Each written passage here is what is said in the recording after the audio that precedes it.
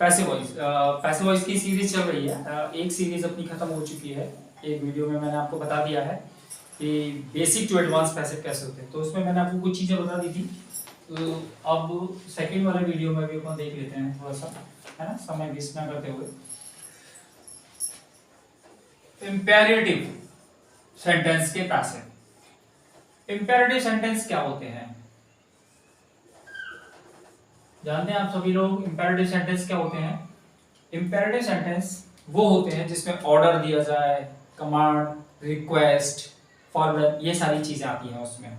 ठीक है, तो आप जैसे कुछ बच्चे होते हैं कि वो ऐसे क्लियर नहीं समझ पाते हैं कि सर ऐसे हमारी समझ में नहीं आता है, तो वो मैं आपको बता देता हूँ कि उनके लिए क्या करना है। उनको ऐसे समझें वे वाक्य जो please, kindly,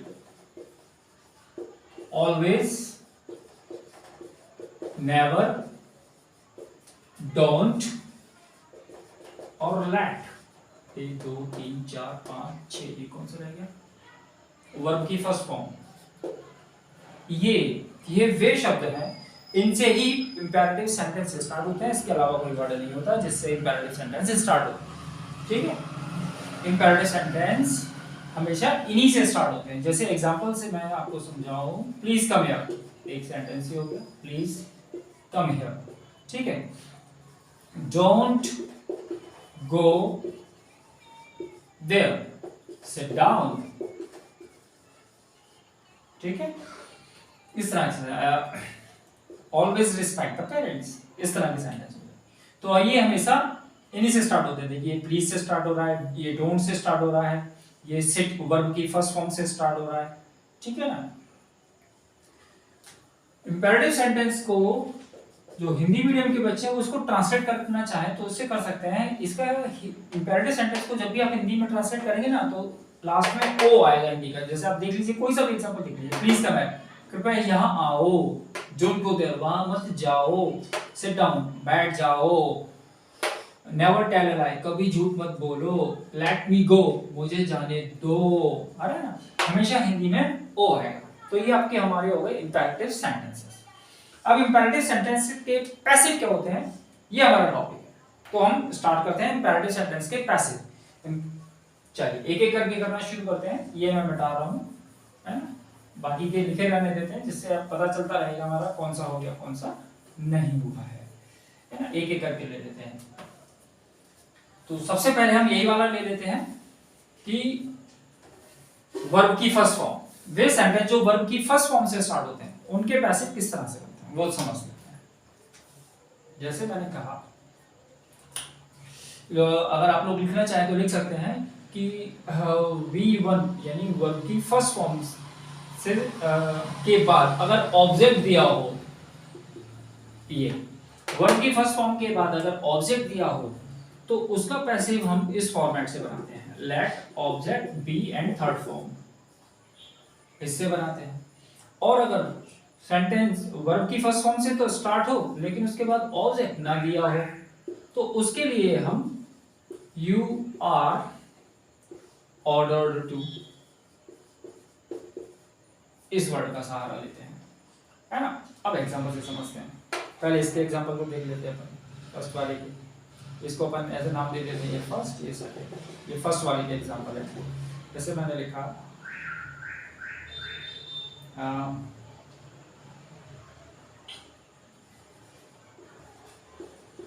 open the door, ये सेंटेंस, ये वर्ब की फर्स्ट फॉर्म है, ये इसका ऑब्जेक्ट है।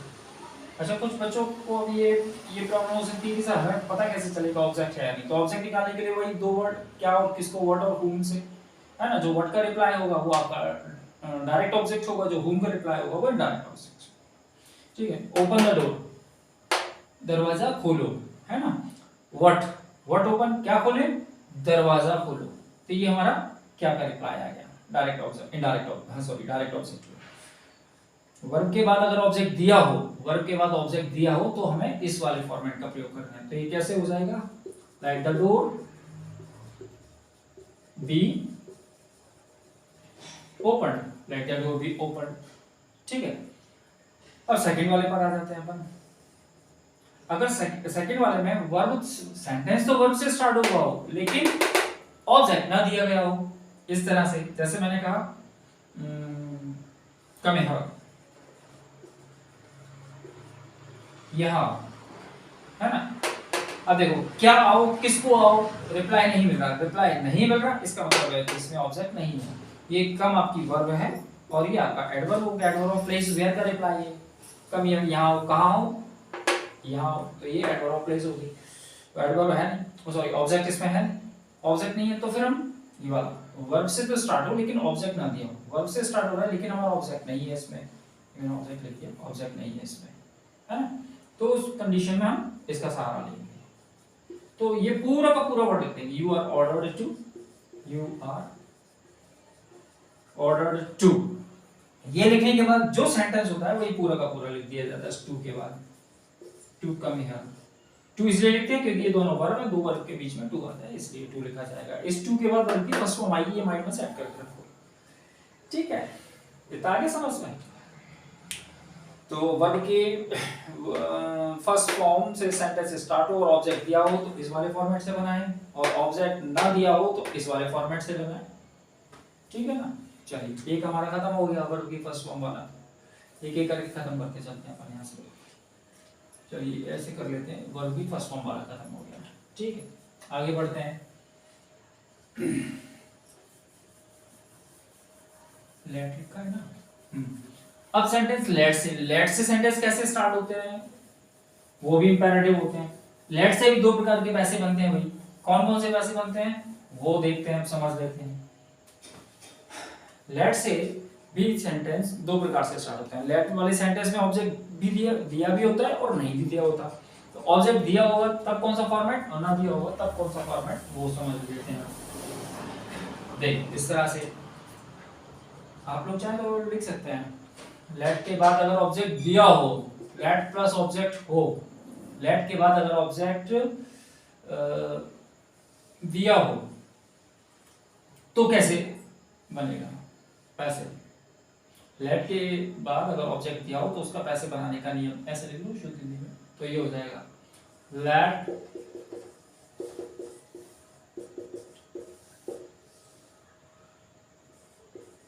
ये, जैसे मैंने लिखा लेट हिम प्ले चेस।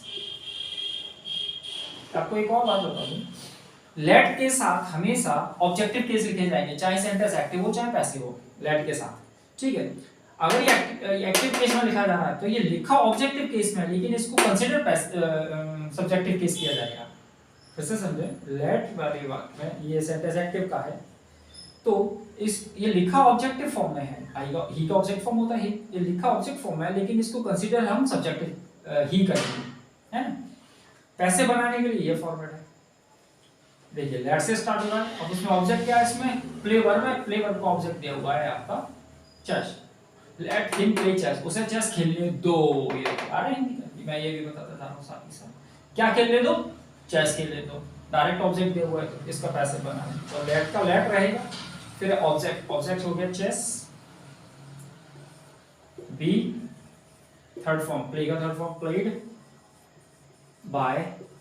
अब यहाँ पर हम क्या करते हैं, सब्जेक्ट फॉर्म करते हैं ना, लेकिन ऑब्जेक्ट फॉर्म में लिखे जाते हैं, जैसे आई का मी, शी का हर, हिम का हम हिम लिख रहे हैं, है ना। ये हमारा ऑब्जेक्टिव केस है, ये लिखा ऑब्जेक्टिव केस में, लेकिन ये इसको कंसीडर हम सब्जेक्टिव केस करते हैं, तभी तो ये ज्यादातर हिम का हिम हुआ ही नहीं किया गया, ठीक है। ये वो हो गया जब लेट के बाद ऑब्जेक्ट दिया हो, वो वाला केस हो गया। एक और एग्जांपल देख लेते हैं, जैसे लेट मी डू इट, मुझे काम करने दो, है ना। ये एक्टिव है, इसका पैसिव, ऑब्जेक्ट दिया हुआ है इट, तो लेट इट बी, डू का third form done by me, let it be done by me, ठीक है। आगे समझ में, ठीक है। अब लेट का सेकंड वाला पार्ट देख लो। लेट का सेकंड वाला पार्ट ये है कि अब सेंटेंस तो लेट से स्टार्ट हो लेकिन उसमें ऑब्जेक्ट ना दिया हो तो हम कैसे बनाते हैं उसका पैसे, उसको भी देख लेते हैं आप। दो सेंटेंस लेट से तो स्टार्ट होगा लेकिन उसमें ऑब्जेक्ट ना दिया हो तो वो कैसे बनेगा। तो उसके लिए भी हम एक छोटा सा वर्ड यूज कर लेते हैं। अगर सेंटेंस लेट से स्टार्ट हो रहा है और उसके बाद में अगर ऑब्जेक्ट नहीं दिया हुआ, जैसे कि मैंने कहा लेट मी गो, इंट्रांसिटिव वर्ब आ गई, ठीक है। लेट मी गो, अब इसका कैसे बनाएंगे हम, तो उसके लिए हम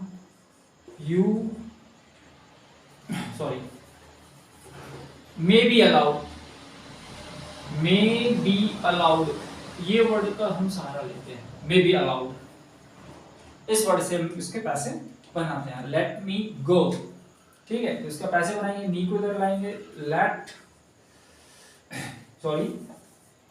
अब ये लेट से तो स्टार्ट हो रहा है लेकिन पैसे में लेट से स्टार्ट नहीं होगा, ये इस तरह से स्टार्ट होगा। मी का ऑब्जेक्ट फॉर्म आ गया आई, उसके बाद हमें ये हेल्पिंग और मेन वर्ब लगा देंगे, आई मे बी अलाउड, इसमें आप चाहो तो टू और लगा लो, है ना, आपको हेल्प मिलेगी से।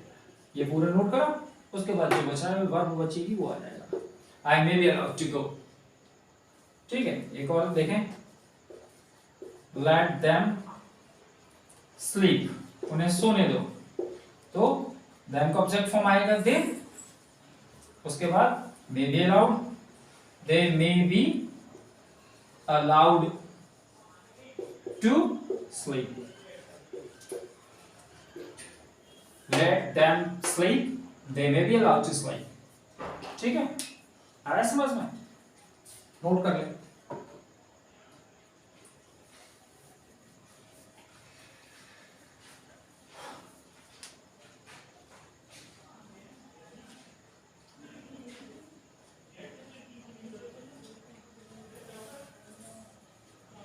आगे बढ़े, ये हमारा लेट भी हो गया और वर्ब भी फर्स्ट फॉर्म वाले दो पार्ट हो गए, इसके सात हैं, सात में से दो हो गए। अब आ जाओ आपका डोंट वाले पर। अब डोंट वाले को भी समझ लो, डोंट वाले भी दो प्रकार से बनते हैं भैया, है ना। ऐसे सेंटेंस जो डोंट से स्टार्ट होते हैं उसका पैसिव किस तरह से बनाते हैं बोलते हैं। जो सेंटेंस डोंट से स्टार्ट होते हैं तो वो डोंट हट जाता है, उसकी जगह पर you are ordered not to का प्रयोग करते हैं, या फिर एक और फॉर्मेट यूज कर सकते हैं, you are forbidden to का यूज करते हैं। हम इनमें से किसी भी एक का यूज कर सकते हैं, किसी भी एक का यूज कर सकते हैं, है ना। जैसे मैंने कहा don't go there, ये सेंटेंस है, don't go there, ठीक है।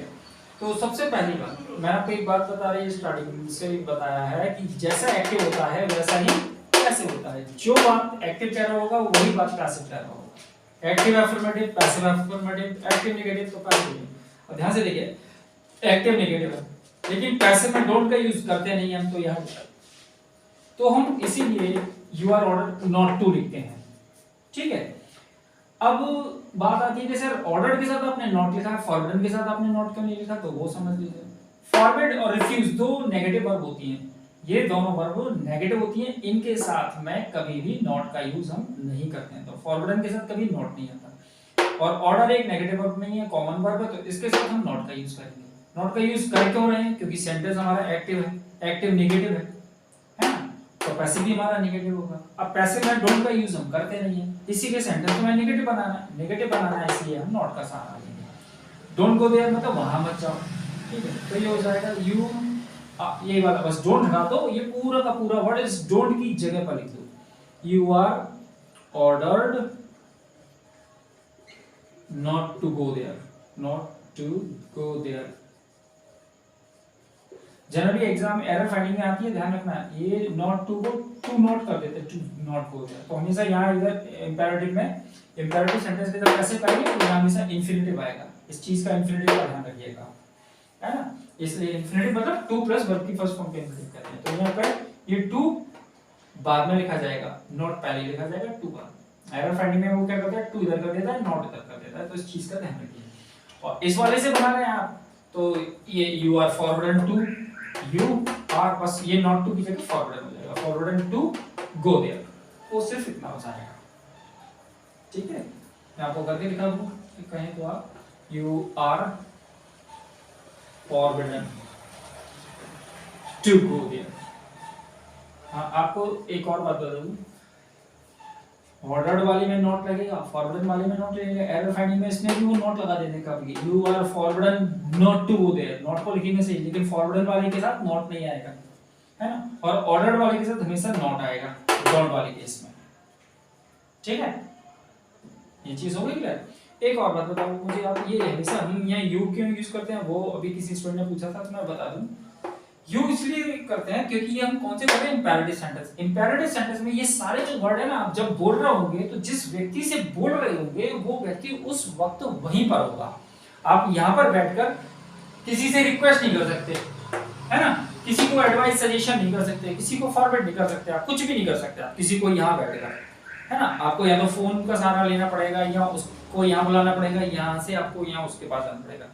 मतलब कहने का मतलब है कि इंपेरेटिव सेंटेंस उसी व्यक्ति से बोले जा सकते हैं जब वो व्यक्ति अवेलेबल होता है उस जगह पर। इसीलिए हम यू का सहारा लेते हैं। जैसे मैंने कहा डोंट गो देयर, मैंने आपसे कहा डोंट गो देयर, मतलब आप समझ गए कि आप वहां मत जाओ, सिट डाउन, बैठ जाओ, यानी कि यू सिट डाउन, आप बैठ जाओ।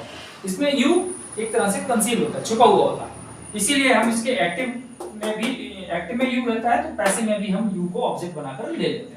इसलिए यहाँ पर हम हमेशा यू लेते हैं, बाकी का कोई दूसरा प्रोनाउन नाउन नहीं लेते हैं।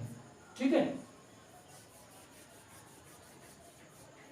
ये आपका वर्ब भी फर्स्ट फॉर्म वाला भी हो गया और लेट वाला भी हो गया, डोंट वाला भी हो गया। अब आ जाओ प्लीज काइंडली वाला। ठीक है, प्लीज काइंडली वाले भी कुछ इसी तरह से, बिल्कुल सेम इसी के जैसे होंगे प्लीज काइंडली वाले भी। जैसे डोंट की जगह आप लिख लीजिए यहाँ पर ये दोनों वर्ड प्लीज और काइंडली, यहाँ पर प्लीज आएगा या काइंडली आएगा, तो उसमें आपको यहाँ पर क्या करना है, सिंपल सा, वो एक से ही बनेगा, हमेशा एक से ही बनेगा, फॉरवर्ड वर्ड कुछ नहीं होगा, और ये ऑड और नॉट टू भी होगा। ठीक है, प्लीज काइंडली वाले वर्ड हमेशा यू आर रिक्वेस्टेड टू से बनेगा, हमेशा रिक्वेस्टेड टू से बनेगा, इसमें और कोई दूसरा वर्ड नहीं है। याद रखिए काइंड नहीं होता, काइंडली होता है, यू आर रिक्वेस्टेड टू होगा हमेशा, इस चीज का विशेष ध्यान रखिएगा, कभी भी कोई दूसरा वर्ड नहीं हो। और ये दोनों वर्ड जैसे डोंट वर्ड हट जाता है उसी तरह से ये दोनों वर्ड भी हट जाते हैं, बाकी का सब कुछ वही। जैसे मैंने कहा please help me, please help me, कृपया मेरी मदद करो। ठीक है, तो ये प्लीज वर्ड हट जाएगा, उसकी जगह आपको you are requested to word का यूज कर देना है, you are requested to help me, you are requested to help me. ठीक है, बस और कुछ नहीं, ये तो सिंपल सा है, बेसिक सा, इसमें और कुछ नहीं है। यहाँ पर प्लीज के काइंडली भी हो सकता है, kindly grant my application, you are requested to grant my application. ठीक है, आ गया यहाँ तक समझ में? चलिए, ये भी हो गया, ये भी हो गया, ये भी हो गया, ये दोनों, अच्छा ये दोनों रह गए। ऑलवेज नेवर, वो भी सिंपल से है, ऑलवेज नेवर कुछ नहीं करना है उसमें आपको, टू के पहले बस ऑलवेज नेवर हटते नहीं है, इतना सा ध्यान रखिएगा, ऑलवेज नेवर कभी हटते नहीं, एज इट इज रहेंगे।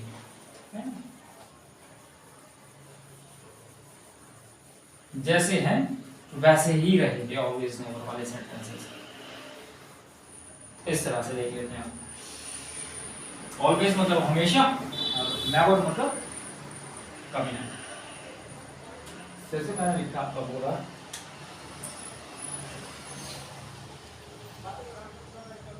नेवर टेल अ लाई, कभी झूठ मत बोलो। ठीक है, इसका पैसे बनाना है ना, तो वही यू इसमें छुपा हुआ है तो हम यू का ही सहारा लेंगे, यू आर। अब इसमें हम general you never tell a lie, कभी झूठ मत बोलो, तो इसमें हम क्या कर रहे हैं, किसी को एडवाइस कर सकते हैं झूठ बोलो या ना बोलो, आपकी इच्छा है, तो हम जनरली एडवाइज्ड इस वर्ड को यूज कर रहे हैं, यू आर एडवाइज्ड।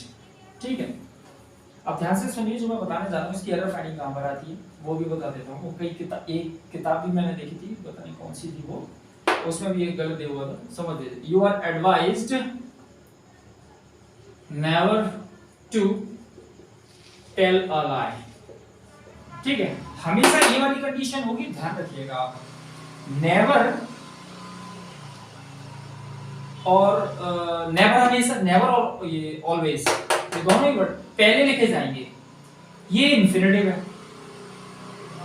ठीक है, एग्जाम में क्या कर देते हैं, टू इधर कर देंगे, फिर बीच में नेवर, फिर डेलला, इस तरह से कर देते हैं, टू फिर नेवर और फिर ये वर्ब कर देंगे। ये वर्ब हो गई फर्स्ट फॉर्म, ये इसका इंफिनिटिव हो गया। तो ध्यान से देखिए, नेवर और ऑलवेज होते क्या है, ये एडवर्ब ऑफ फ्रीक्वेंसी होती है, और ये क्या है, इंफिनिटिव। और इंफिनिटिव के बीच में कभी भी एडवर्ब ऑफ फ्रीक्वेंसी नहीं आती है। ठीक है, अगर आपको ये चीज समझ में आ रही हो, एडवर्ब ऑफ फ्रीक्वेंसी अगर आप जानते हो, एडवर्ब ऑफ फ्रीक्वेंसी जो होती है वो हमेशा हेल्पिंग वर्ब के बाद और एक्शन वर्ब के पहले यूज होती है।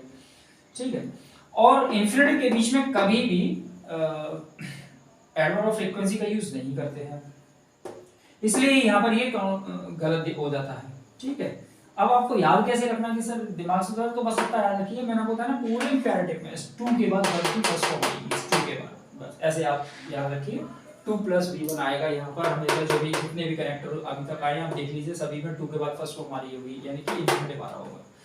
बस एक छोटी सी चीज थी। ये आपके भैया खत्म हो गए पैसे, इंपेरेटिव सेंटेंस के पैसे खत्म हो गए। आई होप कि आप लोगों को समझ में आ गए होंगे। अब हम आगे बढ़ते हैं, है ना, अभी हमारे पास काफी समय है, तो आगे बढ़ते हैं।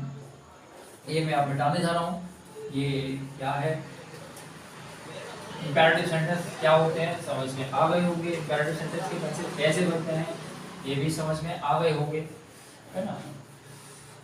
आपको एक चीज और थोड़ी सी बताना चाहूंगा मैं, है ना, जो कभी कभी स्टूडेंट्स को कंफ्यूज कर देती है।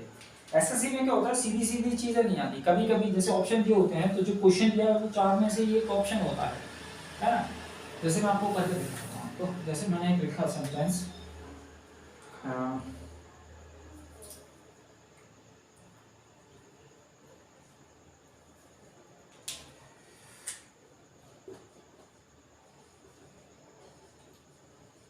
help the needy people, help the needy, बस help the needy, needy मतलब तो जरूरतमंद लोग, एडजेक्टिव वगैरह के, इसलिए help the needy, जरूरतमंद लोगों की मदद करें। अब ये सेंटेंस है, तो ये देखिए कौन सा फॉर्मेट बन रहा है, इंपेरेटिव है, जरूरतमंद लोगों की मदद करो, वो आ रहा है इंपेरेटिव सेंटेंस है, वर्ब की फर्स्ट फॉर्म से स्टार्ट हो रहा है, इंपेरेटिव सेंटेंस है। ठीक है, अब वर्ब की फर्स्ट फॉर्म से 2 प्रकार के थे, एक में ऑब्जेक्ट होता है, एक में ऑब्जेक्ट नहीं होता। इसमें ऑब्जेक्ट है, किसकी मदद करो, नीडी पीपल की मदद करो, ऑब्जेक्ट दिया हुआ है ना, तो इसके लिए हमें लेट से बन जाएगा ये, तो let the needy be helped, ऐसे हो जाएगा ये। लेकिन अगर ऑप्शन में ये चीज नहीं दी हुई है तो क्या करेंगे, तो उसको ध्यान से समझिए, ये क्या दिया हुआ है, ये क्या है हमारी, ये मोरल ड्यूटी है, लोगों की मदद करना भाई हमारा कर्तव्य है ना, नैतिक कर्तव्य है, हमारी मोरल ड्यूटी है। तो इसके लिए हम इस फॉर्मेट का भी यूज कर लेते हैं, यहां लिख देता हूं, object plus should be plus third form, इसका भी यूज कर लेते हैं हम, है ना। तो ये हो जाएगा ऑब्जेक्ट यानी कि the needy should be helped, गरीबों की मदद, जरूरतमंद लोगों की मदद की जाए। ठीक है, इसको हम इससे भी कर सकते हैं, ये जरूरी नहीं कि लेट से बने, लेट से भी बन सकता है और ये इससे भी बन सकता है। ऐसा नहीं कह रहा हूं मैं कि लेट से बनेंगे तो ये गलत हो जाएगा, मतलब कहने का मतलब यह है कि अगर लेट नहीं दिया ऑप्शन में तो इसका ऑप्शन ये भी हो सकता है। ठीक है ना, चलिए आगे बढ़े।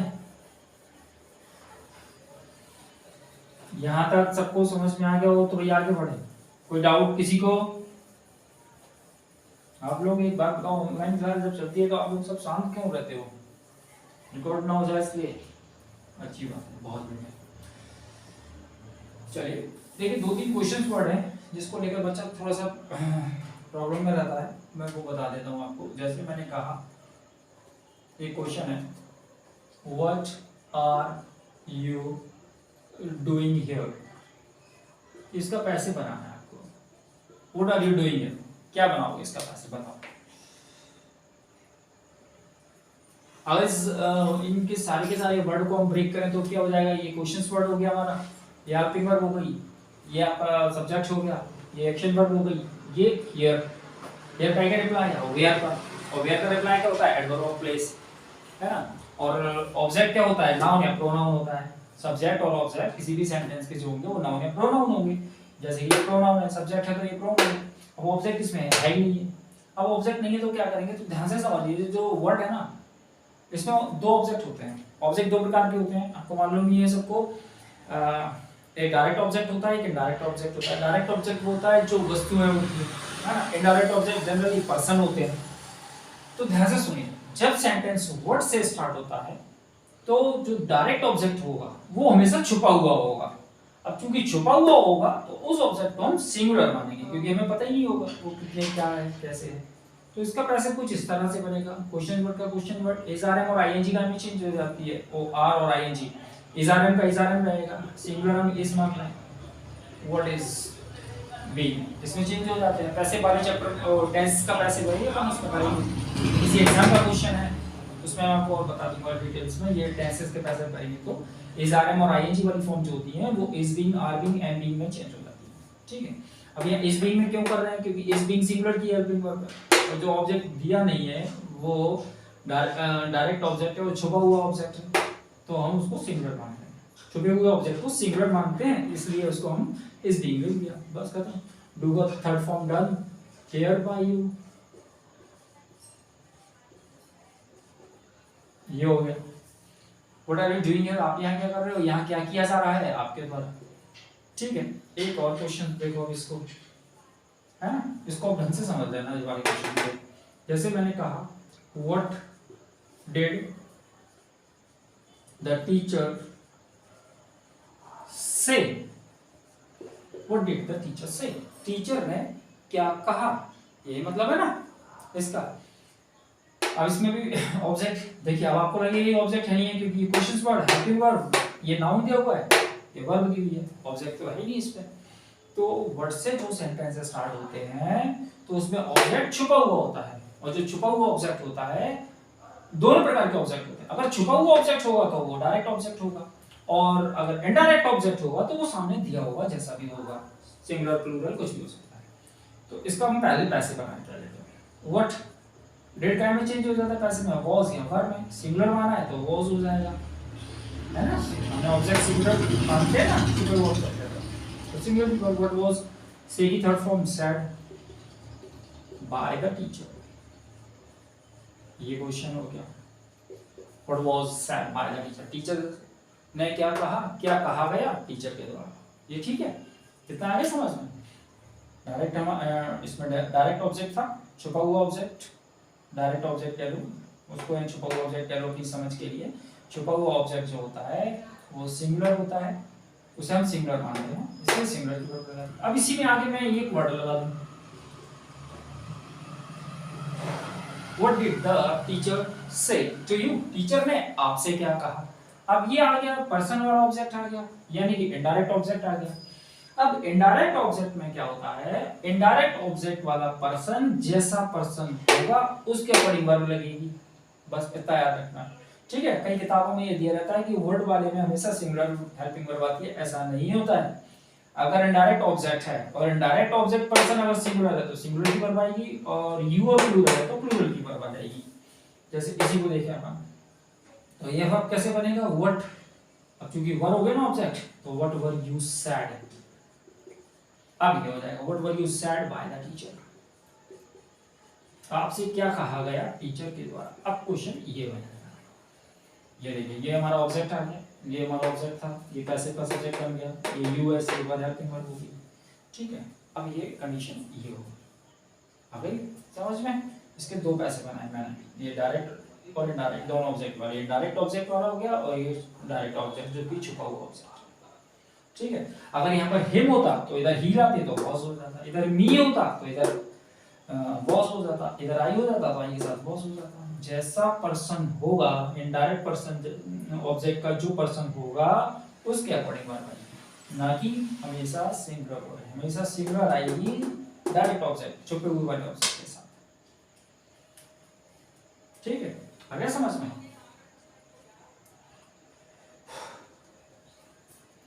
नोट करते चले। अब एक क्वेश्चन, एक और क्वेश्चन वर्ड होता है जिस पर अक्षर क्वेश्चन आते हैं, जैसे मैंने लिखा who wrote the Ramayana, Ramayana किसने लिखी। अब ये जब भी सेंटेंस हु से स्टार्ट होते हैं ना बच्चे, तो ये हर बुक में दिया रहता है बाय हुम हो जाता है, हुम का बाय हुम हो गया, ठीक है। सेकंड फॉर्म है, सेकंड फॉर्म वॉज वर्ब में चेंज हो जाती है, वॉज द रामायण। वॉज क्यों आया, क्योंकि रामायण सिंगुलर है। राइट रोट का थर्ड फॉर्म हो गया written, by whom was the Ramayana written. लेकिन इसका एक आंसर और बनता है जो बहुत कम बुक में दिया रहता है, उसमें हु का हु रखते हैं, हु का हु रहेगा, से वॉज का वॉज रहेगा, who was the Ramayana written by. By ये हमारा इस वाले में स्टार्टिंग में लग जाता है, इसमें बिल्कुल एंड में आता है, सबसे एंड में, उसके बाद सिर्फ क्वेश्चन मार्क आता है, कुछ नहीं। तो उसमें ये इस तरह से हो जाएगा।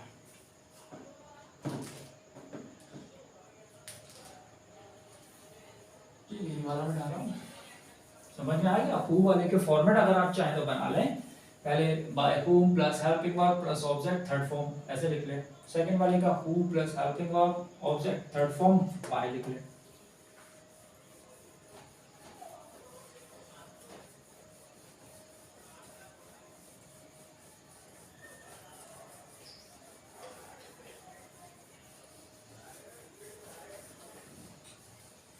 ठीक है, आइडिया इतना समझ में। कोई डाउट है किसी को तो वो पूछ सकता है मुझसे अभी।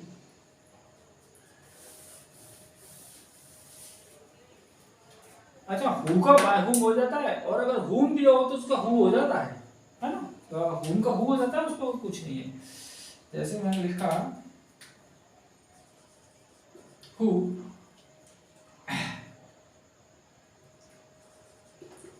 Did it, who did it, ये हो गया हु, ये हो गई सेकंड फॉर्म, ये ऑब्जेक्ट हो गया। ओ सॉरी, हु का नहीं बताना, आपको हुम को बताना है। तो हुम डू यू लाइक, ये हो गया। तो हुम का हु हो गया, ऑब्जेक्ट छुपा हुआ है, डू डस का में बदल जाते हैं, इज आर एम में ऑब्जेक्ट छुपा हुआ रहेगा, हु इज छुपे हुए ऑब्जेक्ट के साथ सिंगुलर की वर्ब आती है तो सिंगुलर होगा, थर्ड फॉर्म बाय, ये हो जाएगा इसका। देख लीजिए आप,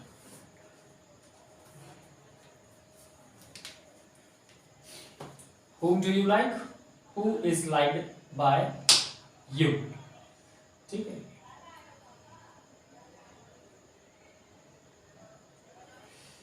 चलिए, क्लास थोड़ी ज़्यादा लंबी हो जाएगी और उसको मैं यहीं पर ब्रेक देना चाहूँगा। मैं आपको एक और बात बता दूं कि कुछ स्टूडेंट्स ये बोल रहे थे कि सर एक्टिव से पैसिव तो बन जाते हैं आसानी से, लेकिन जो एरर फाइंडिंग वाले पैसिव होते हैं उसमें परेशानी होती है। एरर फाइंडिंग में समझ में नहीं आता कि वो क्या कब पैसिव बन गया कब एक्टिव बन गया।